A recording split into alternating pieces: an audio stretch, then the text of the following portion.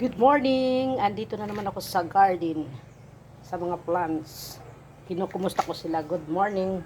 At nag-iisip kung anong gagawin ko. Anong pwede kong gawin ngayon. Wow! Binibisita ko sila everyday. Ito yung aking yung siling haba. Malapit na mamunga. Namumulaklak na siya. Diba? Guys, may papakita ako sa inyo. Alam niyo ba ito? Orchids yan eh. Orchids. Yung binili to ni doktor nasa bote. Sarado yung bote, mga seeds, may Tapos tumubo na sila. Nung tumubo na ganito na, inilagay ko na dito sa kahoy. Bumili si doktor. Ayun, mga kahoy pinadidikitan. O orchids yan. Iba-ibang, may mga pangalan yan eh. Yan, tumutubo na sila. Ayun, yung iba nagkakahulog na. Wala, kulang na sa alaga. Yan. Ayun o. Ilagay ko lang dyan. O, diba? Orchids yan, pero matagal. Pag-iisip na naman ako kung anong gagawin ko ngayong morning.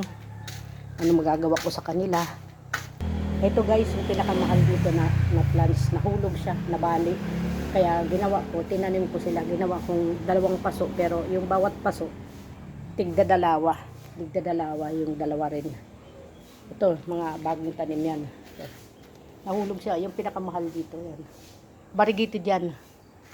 Ang tawag yan, Florida Beauty. Ito guys, Calachuchi. Paano to magtanim? Ayan. Inaano ko muna yan, pinapaugat. Ayan. Pero kailangan hindi basain hanggat sa matuyo. Pagka medyo tumubo na, saka ko na kukunin. Tatanim na uli. Ganon ang pagtanim pala ng Calachuchi. Tinuro sa akin. Tapos ito na yung mga inano ko na yan, pinutol ko na yan. Calachuchi. Yan ang mother plant. Yan ang mother. Ito yung mother plant. Ito. Ilang beses ko na kinuhaan. Tapos ito, mga kinuha ko na yan dyan. Ito yung Calachuchi. Pink ang kulay nito. Pink. Diba? Okay guys. Oh. Tapos ito, everyday ko rin ito yung mga alokasya natin kasi may uod. Ito, nilipit ko dito yung mga mga tawag nito, snake plant. Yan.